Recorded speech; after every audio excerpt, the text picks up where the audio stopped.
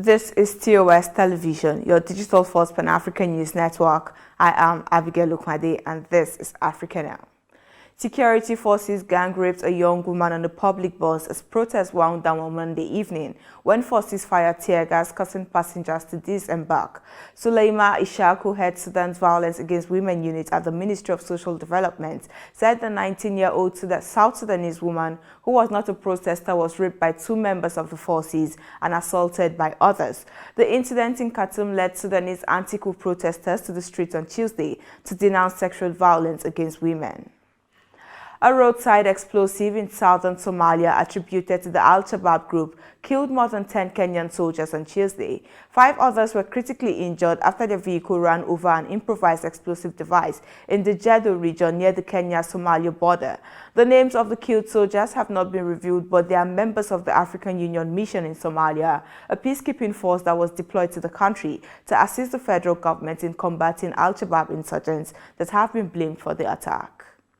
Now to election matters. Kenya's Deputy President William Ruto on Tuesday said, "Debt must be the last resort and Kenya must not be slaves of debt from any place or any country." Ruto used his new party's nomination to stand for Kenya's presidency in an August election to lambast President Uhuru Kenyatta over his economic policies and democratic credentials. Kenyatta's government has increased public debt by 7 trillion shillings from nearly 2 trillion shillings since assuming office in 2013. Sierra Leoneans will go to the polls on June 24, 2023 to elect a new president, the country's Electoral Commission has announced. The Electoral Commission of Sierra Leone made the announcement on Monday, laying to rest months of speculations about the possible postponement of the elections. Now, Tanzanian President Samia Suluhu Hassan on Monday announced changes in government leadership as she marked 1 year of being in office. She appointed ruling party CCM former spokesman Humphrey Polepole as Tanzania's new High Commissioner to Malawi, in a move seen as designed to mute dissent within the party. This is your digital first Pan-African news network, TOS Television. You're watching Africa Now. Business and more coming your way after the break. Stay tuned.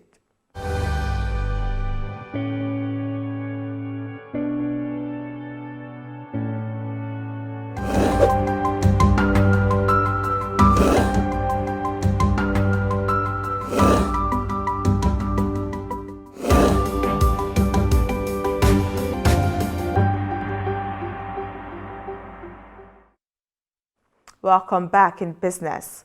United Nations Secretary General Antonio Guterres has expressed concern that African countries could be hit with a shortage of wheat supply as a result of Russia's invasion of Ukraine.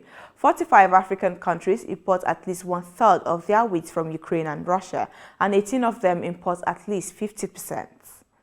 Namibia's President Hage Geingob has announced that wearing of face masks will no longer be mandatory in public places amid a reduction in new virus cases being reported. Geingob said vaccinated foreign visitors will not require PCR testing on arrival into the country. The new measures will be in place for a month.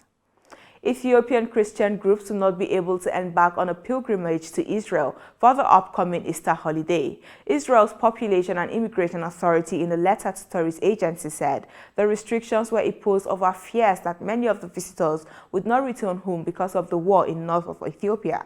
It said any Ethiopian traveler who wants to visit Israel would need to contact the authority personally and receive permission to enter.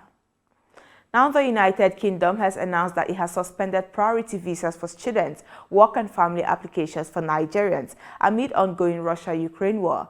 In a statement, the British government stated that its focus was being directed at Ukrainians who are in dire straits due to the invasion of their country by the Russian army. Diabedo Francis Kere has won this year's prestigious Architecture Pritzker Prize, which is regarded as the highest honor in the field.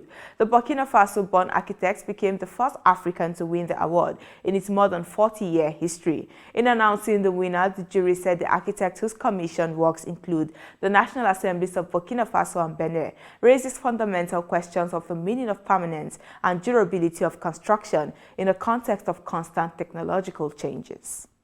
And that is it on Africa Now. For more updates, visit our website at www.TOSTVNetwork.com.